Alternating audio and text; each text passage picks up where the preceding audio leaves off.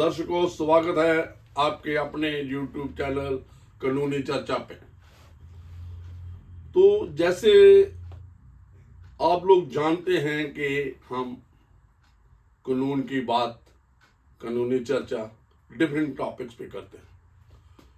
तो आज हम बड़ा इम्पॉर्टेंट है, इलेक्शन भी इंडिया में पार्लियामेंट की होने जा रही है, तो हम इलेक्शन कमीशन के बारे में मैं आज बात करूंगा। इलेक्शन कमीशन और आगे हम करेंगे election commission, chief election commission and other, कि ये क्या हुआ कि थोड़ी हिस्टोरिकल बताएंगे और आगे जो सुप्रीम कोर्ट की जजमेंट्स भी हैं इस पे रिलेटेड, और नया जो जो जो चीफ इलेक्शन कमीशन और अदर इलेक्शन कमीशन की जो अपॉइंटमेंट है, सर्विस कंडीशंस हैं और टर्म ऑफ ऑफिस जो नया एक्ट आया है 2023 में, उसके बारे में भी जिक्र करें। तो जैसे आप कहते हो कि ये इंडिया एक ब्रिटिश कॉलोनी थी और आफ्टर इंडिपेंडेंस तो यहाँ पे डेमोक्रेसी आई इंडिया में, डेमोक्रेटिक सिस्टम अवाल्व हुआ, हमारा संविधान बना, कॉन्स्टिट्यूशन ऑफ इंडिया। तो उसके साथ ही एक इलेक्शन कमीशन कॉन्स्टिट्यूट हुआ 25 जनवरी 1950 को। तो जैसे आपकी जानकारी में है कि इलेक्शन कमीशन ऑफ इंडिया ये क्या काम करता है, ये इलेक्शन पूरे हिंदुस्तान में, पूरे इंडिया में, पूरे भारतवर्ष में ये करवाता है।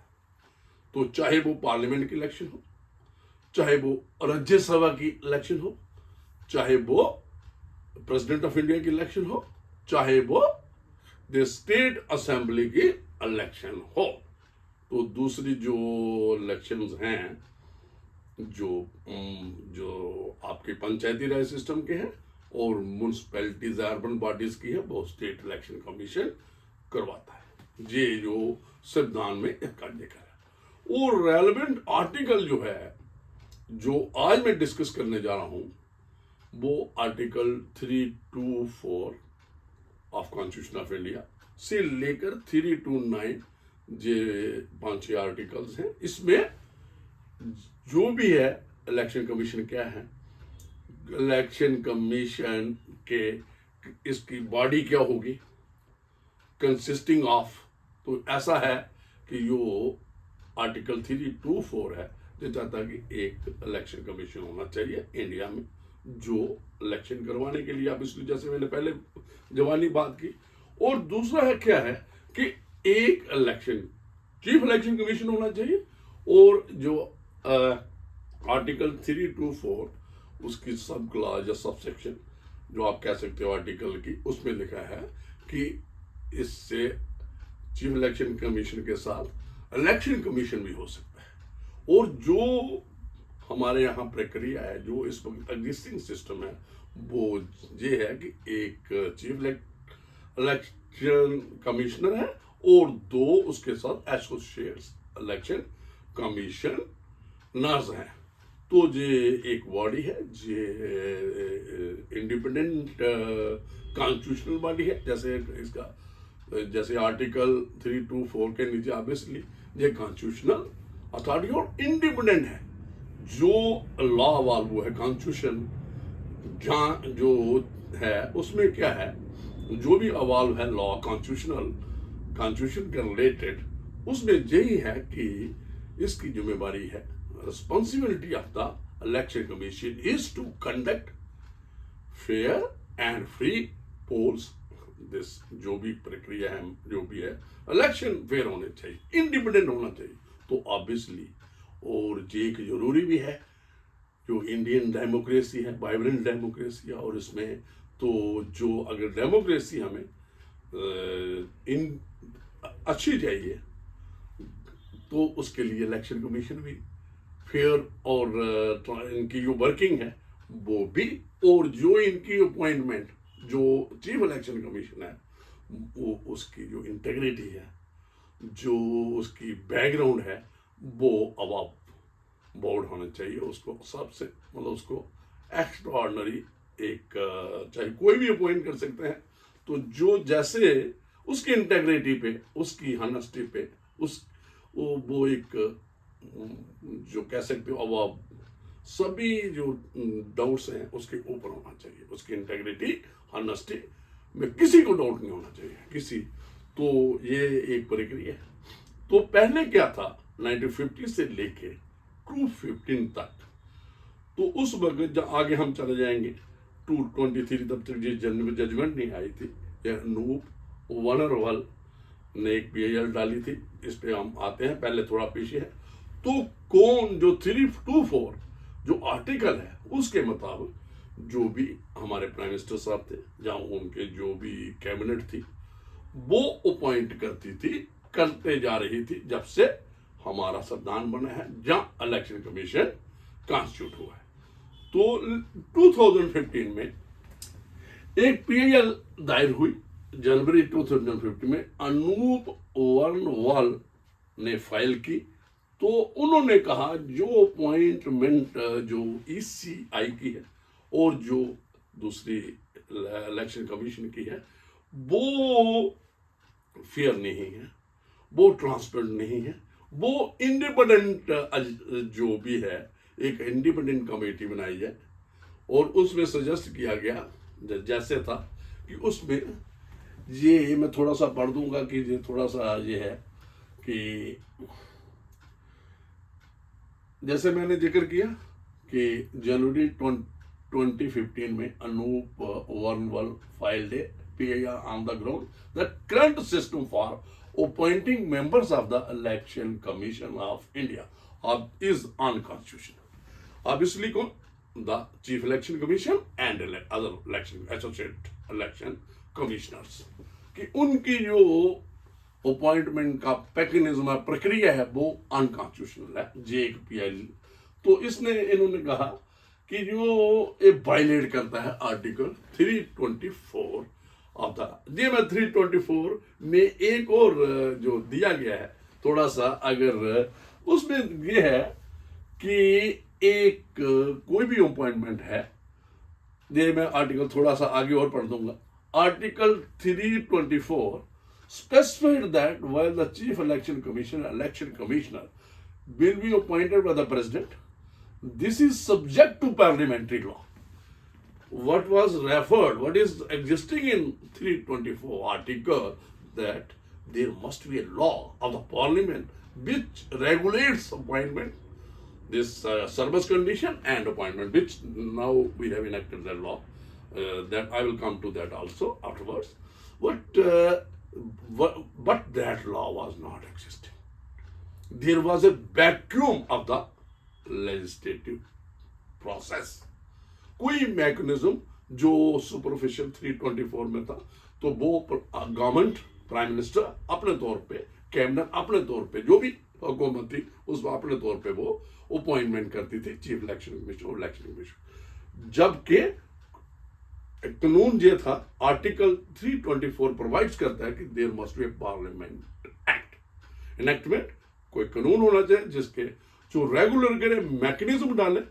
तो ये सारा जो था, तो सुप्रीम कोर्ट ऑफ इंडिया ने इस जजमेंट में कहा कि भाई जब तक आप कानून नहीं बनाते तब तक आप एक कमेटी बना दो, एक मैकेनिज्म डेवलप कर दो।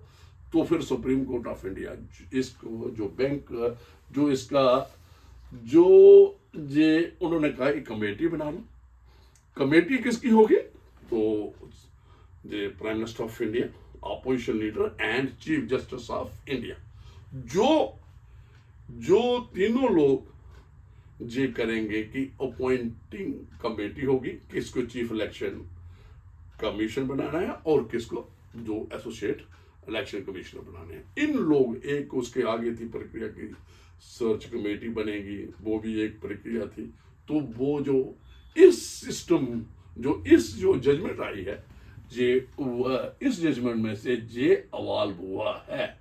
तो फिर इसके बाद क्या है, यूनियन इंडिया जो गवर्नमेंट थी इसने इसको डिफेंड भी किया और लोग इसको फिर काफी देर तक ये पिटीशन समझो आज 23rd ये जो इसकी जो फैसला आया जे इसका फैसला जिस जजमेंट आई है जे 2 मार्च 2023 को Anoop Varnwal versus Union of India में फैसला आया और कहा गया कि जब तक लेजिस्लेशन पार्लियामेंट लॉ नहीं बनाती रेगुलेट करने के लिए कि अपॉइंटमेंट के मैकेनिज्म डेवलप नहीं करती तो तब तक एक कमेटी जो chief justice of India, prime minister of India and opposition leader ये अपॉइंटमेंट करते हैं और इसके मुताबिक अपॉइंटमेंट आफ्टरवर्ड्स होती है।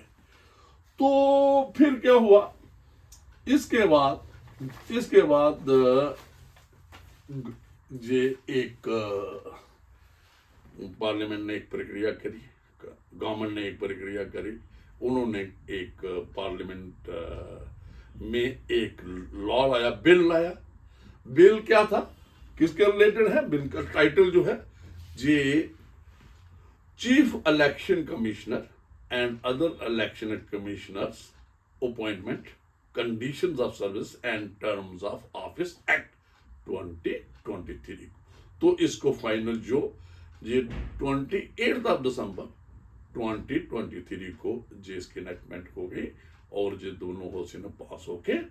तो उसमें क्या था, ये जो एक इस एक्ट में क्या आया, मेन था इस एक्ट में क्या आया, जो पहले सुप्रीम कोर्ट की जजमेंट थी वर्चुअली उसको जो वर्णवाल केस में थी उसको ओवर रूल कर दिया। जो उसमें मैकेनिज्म था अपॉइंटमेंट का चीफ इलेक्शन कमीशन और कमिश्नर को, उनको ओवर लिया और क्या किया, उसमें जो एक्ट है उसके प्रोविजंस हैं तो उसमें ये कर दिया कि उस एक जो कौन अपॉइंट करेगा, एक सर्च कमेटी होगी, मिनिस्ट्री ऑफ लॉ है उसके नीचे होंगे वो सर्च कमेटी होगी और रिकमेंड करेंगे 5 names for chief election commissioner और इलेक्शन कमिश्नर के लिए। उनमें से एक कमेटी जो अपॉइंटिंग कमेटी होगी, जो आप सेलेक्टिंग कमेटी अपॉइंटिंग कमेटियों में से वो जे किस की होगी, उसमें सीजीआई को ड्राफ्ट किया गया। उसमें एक प्राइम मिनिस्टर ऑफ इंडिया होगा, अपोजिशन लीडर होगा, एक कैबिनेट मिनिस्टर जिसको नॉमिनेट करे कौन, प्राइम मिनिस्टर, वो इसका मेंबर होगा। तो इस जो ये एक्ट आया, ये कानून आया, इस पे बहुत शोर शराबा मचा कि भाई ये जो एक्ट है ये इंडिपेंडेंस ऑफ इलेक्शन कमीशन नहीं देता है, क्योंकि प्राइम मिनिस्टर भी इलेक्शन लड़ता है, अपोजिशन लीडर भी इलेक्शन लड़ता है और कैबिनेट मिनिस्टर भी इलेक्शन लड़ता है।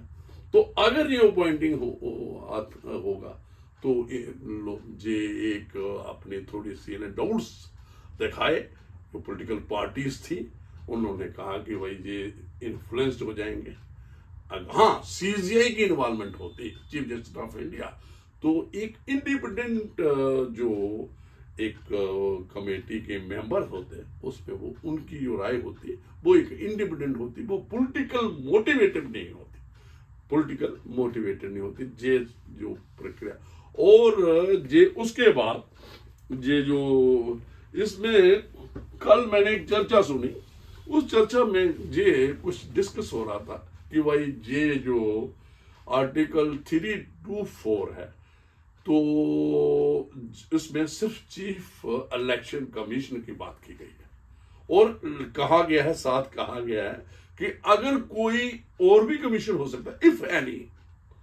तो उन्होंने ये अंदेशा दिखाया, ये एक्सपेक्टेशन थी, ये बात की जा रही थी उस डिस्कशन में कि भाई हो सकता है कि नए जो कमिश्नर ही नहीं बुलाए जाए।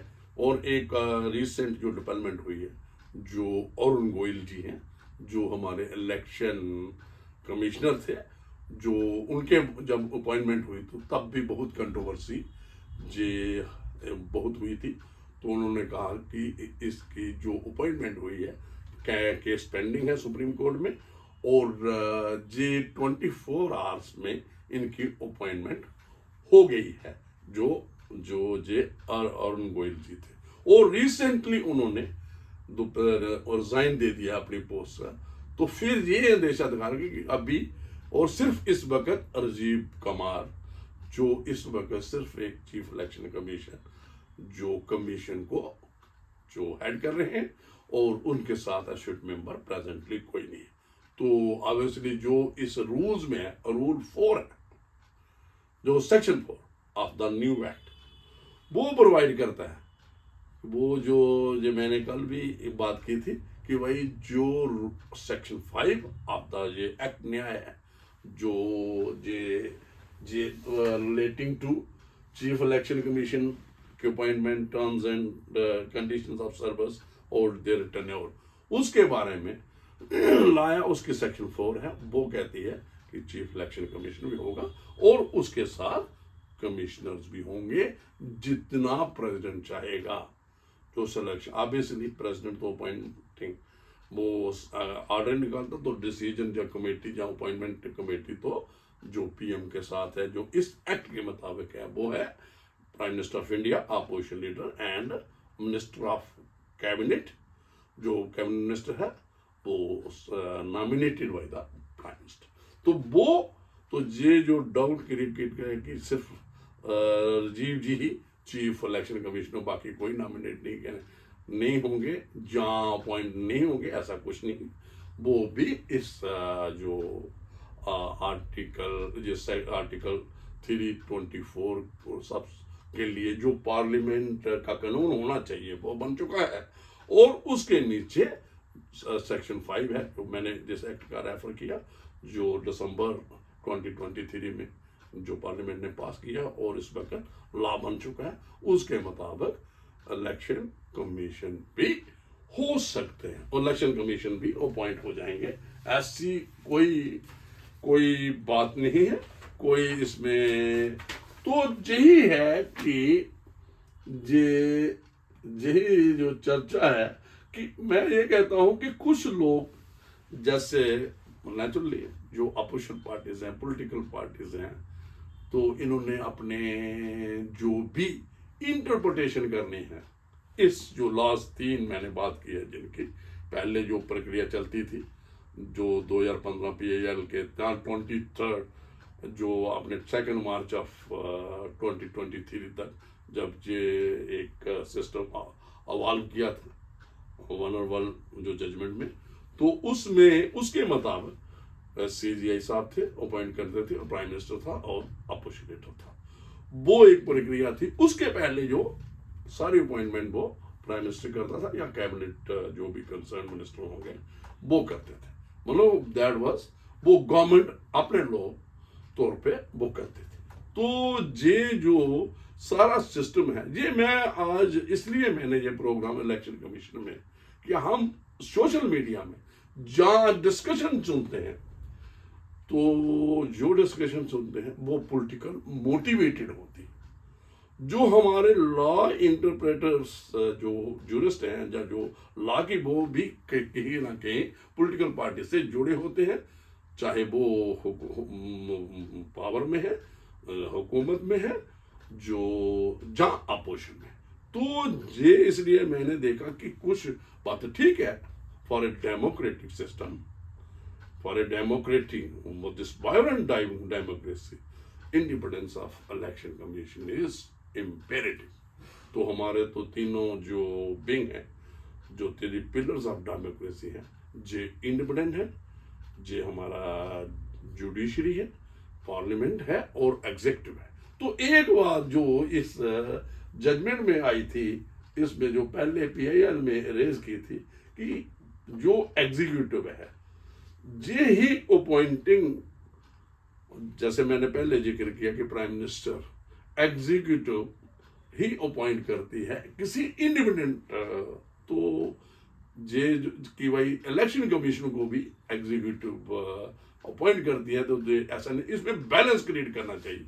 इसमें एक मतलब judicial supreme court of India के तभी इन्होंने जो PIL में पटिशनर था उन्होंने प्रे की थी, उसने प्रे की थी और सुप्रीम कोर्ट ऑफ इंडिया ने उसको माना था कि भाई इंडिपेंडेंस ऑफ जो इलेक्शन कमीशन तभी हो सकता है जब अपॉइंटिंग अथॉरिटी इंडिपेंडेंट हो। तो क्योंकि जो इलेक्शन कमीशन की ड्यूटी है वो एक बड़ी इंपॉर्टेंट ड्यूटी है for conducting a fair and free poles.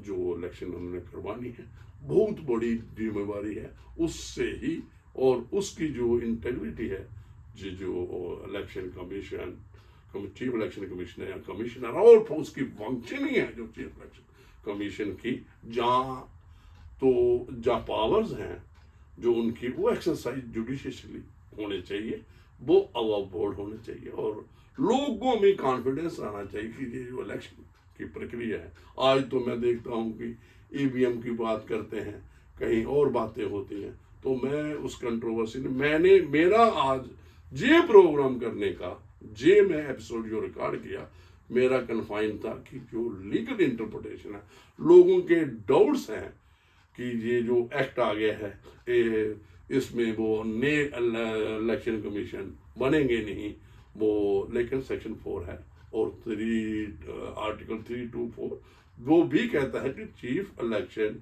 Commissioner and commissioner if any में नाउ जो हमारा सिस्टम डेवलप हो चुका है, जो हमारे पहले ही एक चीफ इलेक्शन कमिश्नर है और उसके साथ 2 एसेट मेंबर है।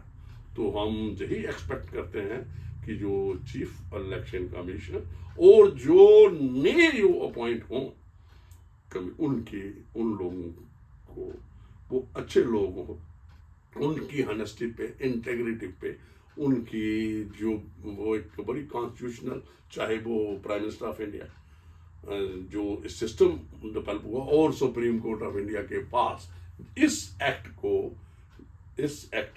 की कॉन्स्टिट्यूशन वैलिडिटी को भी चैलेंज करने के लिए अप्रोच किया गया है, अभी वो पेंडिंग है, लेकिन सुप्रीम कोर्ट ऑफ इंडिया ने इस एक्ट की इन्फोर्समेंट को स्टे नहीं किया गया है। तो ऑब्वियसली उन्होंने ये इंटरम रिलीफ, उन्होंने कहा कि कॉन्स्टिट्यूशनल पॉइंट है तो ये टाइम पे डिसीजन आएगा, हम जल्दबाजी में, हेस्ट में कोई इसको रोकेंगे नहीं। तो इसलिए यही इस एक्ट के मुताबिक, जो इस एक्ट के मुताबिक हमारे जो अपॉइंटिंग आती होगी, सिलेक्शन होगा, जो भी प्रक्रिया इसमें मेंशन है वो यही है, उसके मुताबिक प्राइम मिनिस्टर ऑफ इंडिया है, कैबिनेट मिनिस्टर, एक nominated by the prime minister and opposition, इन्होंने 2 और मेंबर। तो मुझे लगता है कि गवर्नमेंट ऑफ इंडिया और जे जल्दी ही, क्योंकि हमारा इलेक्शन प्रोसेस जो शुरू होना जा रहा है पार्लियामेंट का, तो जल्दी ही मुझे लगता है कि अपॉइंटमेंट हो जाएगी और अच्छे लोग आएंगे जिन पे लोग कॉन्फिडेंस करेंगे। तो फिर जो डेमोक्रेसी का है लोगों का, वो बरकरार रहेगा, और जो लोगों का मैंडेट दिया है पीपल ऑफ इंडिया, जो हमारे संविधान में भी कहा गया है, तो ये जो सारा है तो वो मुझे लगता है उसमें कोई डाउट नहीं रहेगा, कोई कुछ नहीं है।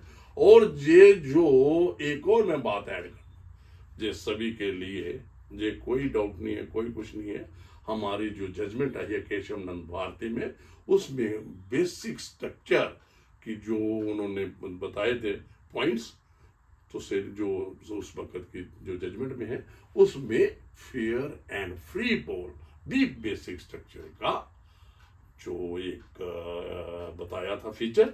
और फेयर एंड फ्री इलेक्शन के लिए ऑब्वियसली आपके इलेक्शन कमिश्नर और उनकी वर्किंग, उनकी फंक्शन, तो वो भी फेयर होने चाहिए, वो भी अबव बोर्ड होने चाहिए, और हर चीज को प्रिंसिपल ऑफ नेचुरल जस्टिस वो मैकेनिज्म डेवलप करना चाहिए।